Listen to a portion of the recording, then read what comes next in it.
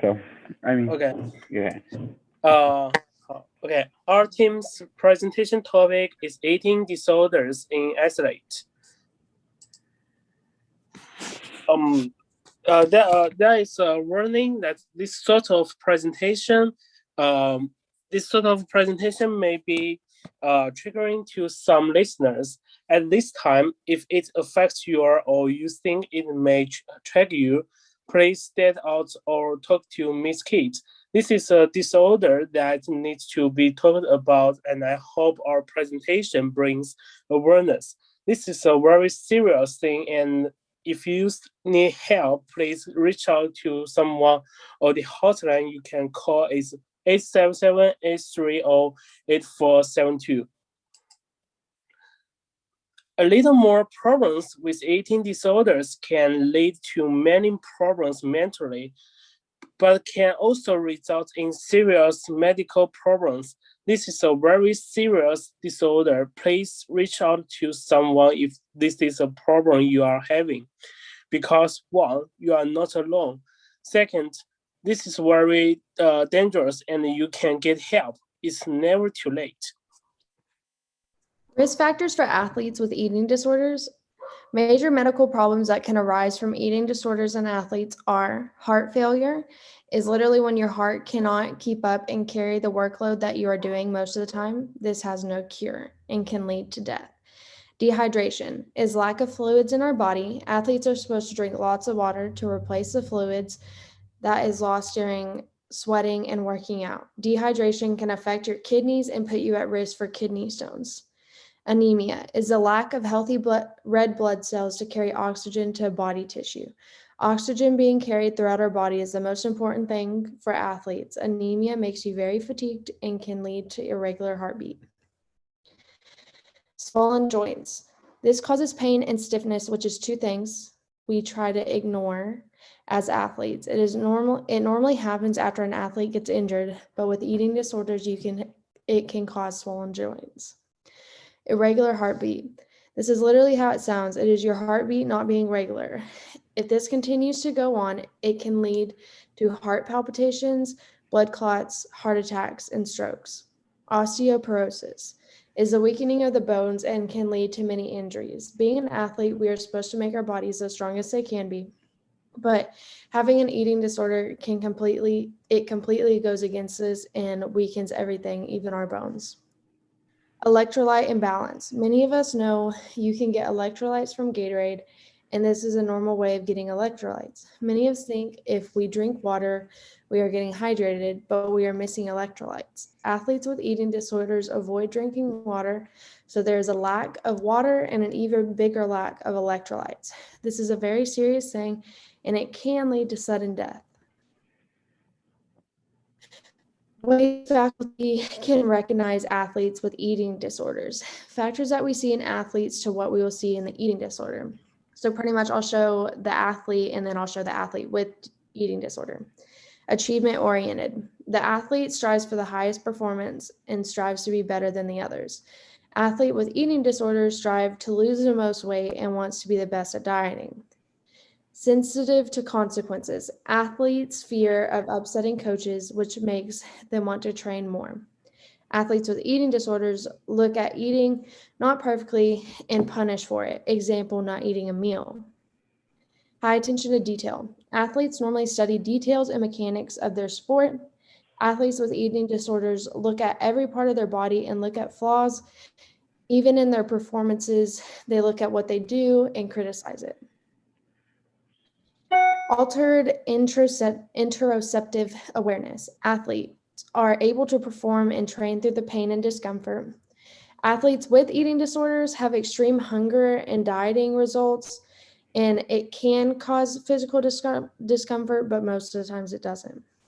Other signs that you are looking for: lack of concentration, energy, muscle function, coordination, and speed, increased fatigue, needs longer recovery from workouts, get hurts easier, slow heart rate and low blood pressure, reduced body temperature, cold hands and feet, lightheadedness, dizziness, nausea, constipation, abdominal pain, Poor interaction with coaches and teammates, avoidance of water and excessive water intake, preoccupation with their own or others' foods, excessive concern with body aesthetic.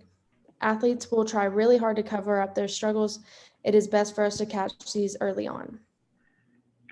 How eating disorders can affect all ages of athletes. To start off, there are many benefits for kids to participate in sports, be active, and develop new friendships with these members growing up, but eating disorders can affect all ages. Continuation. This can affect all ages because kids can be on a team that focuses too heavily on performance or on a team or how the kids look, and this can have a negative effect on the kids. With this, it can trigger an eating disorder. So just like somebody our age who struggles with this eating disorder, it can be rooted from a young age. What causes eating disorders in athletes? Eating disorders tend to develop on athletes who are very vulnerable due to performance anxiety and pressure, high levels of competition, and sports that are more weight sensitive. The pressures to win and emphasis on body weight and shape can create a very toxic combination. Athletic competition is a huge factor and contributes to the severe psychological and physical stress. So when the pressure of a athletic competition are added to an existing cultural emphasis on thinness, this is a vital risk that increases athletes to develop eating disorders. Eating disorders affect all population, especially competing sports that tend to place an importance on an athlete's diet, size, appearance, and weight. All of these can lead to an outcome of negative traits, which are high self expectations, perfectionism, competitiveness, hyperactivity, preoccupation with weight and dieting, anxiety, and depression.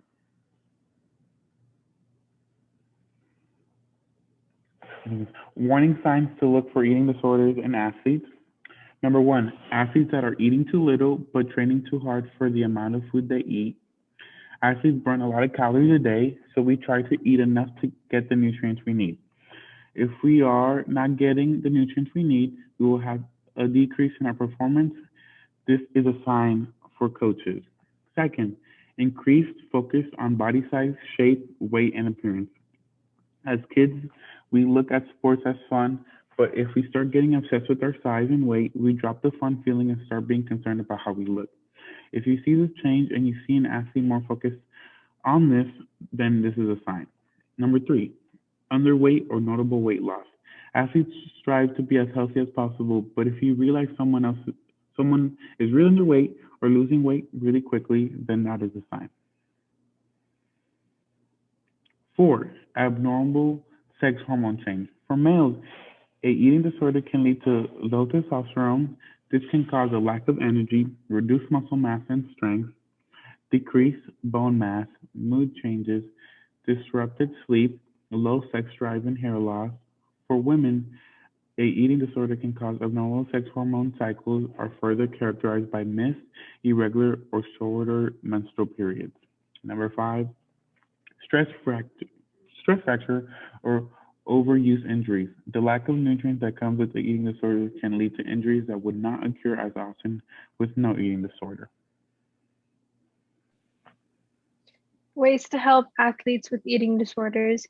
We need to follow the 5 steps that were listed before and realize which athletes could be dealing with this. A main way a coach can handle the situation is to talk to the athlete and see what is causing this problem. Some athletes will not react well to a coach communicating what they see. This may be tricky, but you will have to gauge the situation and see how to approach the athlete. After communicating with the athlete, you will gauge the situation and see what they need to do. If you do not get it handled the way you want it to go, then you may have to talk with someone above you, such as the athletic director, or you can even contact the parents. I believe there should be courses taught to the athletes about how to get help. Realize an eating disorder is what's happening, or even just information so that there's more about it, so they know more about it. In basketball, I was always taught to lose weight, and being bigger was not like a fit for my sport. But as soon as I transferred over to track, I'm constantly being told like I need to be bigger, I need to be bulkier. And like one thing that they tell me is I need to be taller, but like I can't force that. I can't just grow on demand or grow overnight. Sports have high demands, and this leads to athletes trying to be something they cannot be. This can lead to unrealistic expectations for our bodies, our diets, and our performances. For me, in swimming competitively, most of the swim guys' bodies are like very lean. With six packs, super in shape and fast. But I've always been a bigger guy growing up. Like, I'm gonna be honest, I had pre-diabetes. Like, I was this huge guy, and I only started swimming 4 years ago, my freshman year of high school. And I've always been like the bigger one in the team. So that's always affected me because I never felt like I would fit in that standard where I should be tall and skinny and lean and have that Dorito shape for a swimmer. That's always something I really felt bad for because I was like, oh, I'm not good enough, you know? So I contemplated a lot. It caused me to be like, am I even good enough? Should I even stay here? I'm just this fat guy, you know? But through time, you learn that, hey, like you learn your own worth. And there are times where like sometimes I'll be like, oh, I shouldn't eat today. No, you need to eat. Swimming is a sport where you burn so much calories in a day. You need to eat food, and the thing is, you just need to keep working, and then you don't have to be this tall, scrawny, skinny person. Because no, you have your body for a reason, and you're growing, you can get better, and that's it. Next.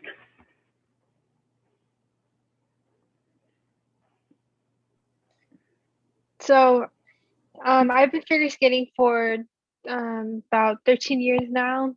I started when I was, I know I put 12, but I started when I was 7 or 8, so I just put 12.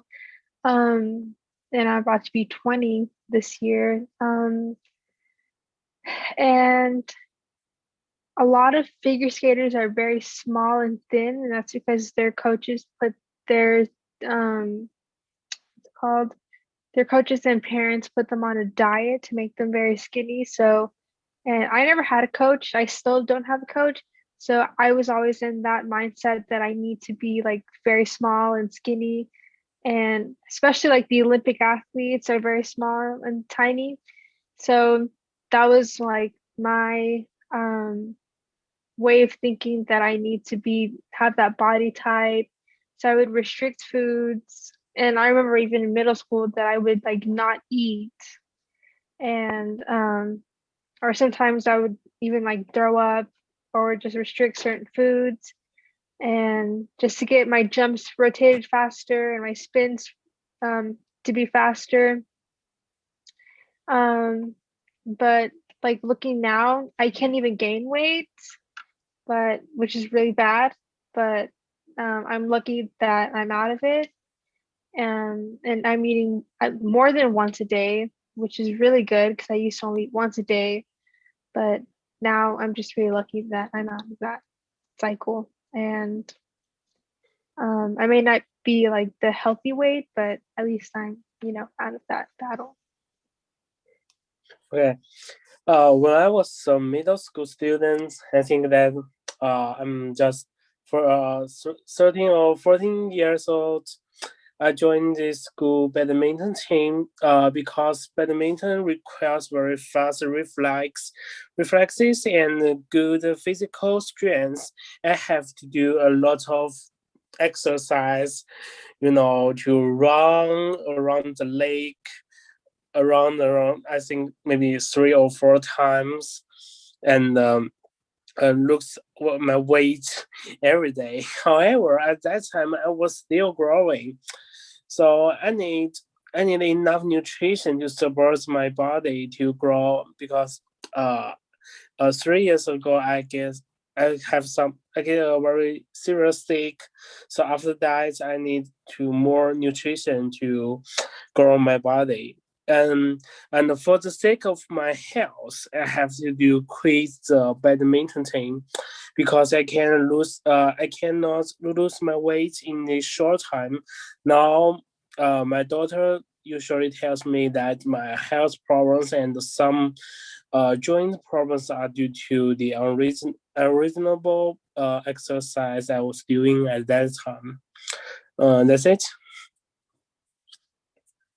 This is our works cited, and we are done.